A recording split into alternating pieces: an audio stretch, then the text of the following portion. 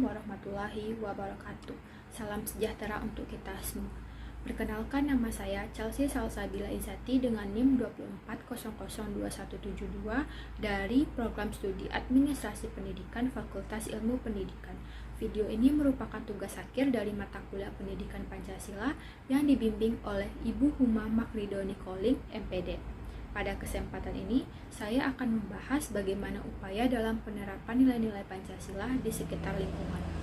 Sebagai mahasiswa, kita bukan hanya dituntut untuk unggul dalam hal akademik dan intelektual, tetapi juga memiliki sikap, perilaku, dan karakter yang mencerminkan nilai-nilai luhur bangsa. Mahasiswa bukan hanya agen perubahan, tetapi juga agen keteladanan di tengah masyarakat. Melalui cara kita bersikap, bertutur kata, dan mengambil keputusan, kita sedang menunjukkan kualitas karakter bangsa yang akan kita bangun bersama. Kampus adalah cerminan dari kehidupan masyarakat yang lebih luas. Di sanalah kita pertama kali belajar bersosialisasi dengan orang dari berbagai latar belakang, belajar menghadapi perbedaan pendapat, serta belajar bekerja sama dalam satu tim yang mungkin tidak selalu sejalan. Kita hidup dalam keberagaman, baik itu budaya, agama, cara pandang, hingga gaya hidup, dan disitulah nilai-nilai Pancasila seharusnya menjadi landasan kita dalam bersikap dan berinteraksi. Pancasila sebagai dasar negara bukan sekadar teori atau hafalan dalam mata kuliah pendidikan Pancasila, tapi lebih dari itu. Ia adalah pedoman moral dan sosial yang seharusnya hadir dan kita praktikkan dalam setiap aspek kehidupan kita, termasuk di lingkungan kampus. Pancasila mengajarkan kita bagaimana hidup sebagai manusia yang utuh, dan maka dari itu, mari kita lihat bagaimana masing-masing sila Pancasila bisa menjadi panduan hidup kita selama di kampus. Sila pertama, ketuhanan yang Maha Esa. Penerapan sila pertama tercermin dalam bentuk toleransi antar umat beragama. Kita menghormati waktu ibadah masing-masing, tidak mencela keyakinan orang lain, serta mendukung kegiatan keagamaan di kampus. Contohnya, menghormati teman saat beribadah dan tidak memaksa agama kita kepada orang lain, dan ikut serta dalam kegiatan rohani sesuai keyakinan masing-masing. Sila kedua, kemanusiaan yang adil dan beradab. Sila ini mengajarkan kita untuk memperlakukan sesama, baik teman, dosen maupun staf kampus dengan penuh rasa hormat dan kemanusiaan.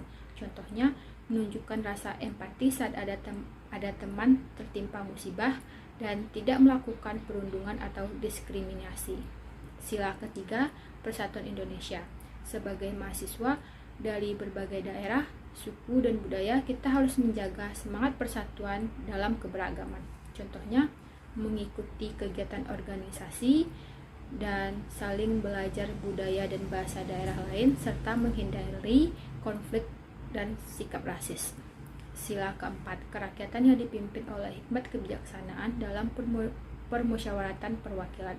Nilai ini sangat relate dalam kegiatan organisasi kampus seperti BEM dan UKM maupun rapat kelas. Kita belajar untuk bermusyawarah, berdiskusi, dan menghargai keputusan bersama. Contohnya, rapat yang berjalan secara adil dan terbuka, dan semua anggota diberikan kesempatan untuk berbicara.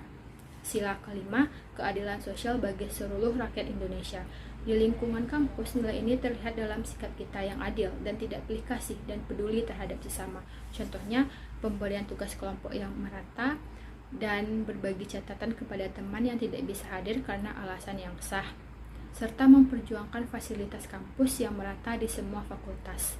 Dengan menjadikan Pancasila sebagai pedoman hidup, kita sedang membentuk diri menjadi pribadi yang beradab, inklusif, dan bertanggung jawab, yakni pribadi yang kelak siap menjadi pemimpin bangsa di masa depan.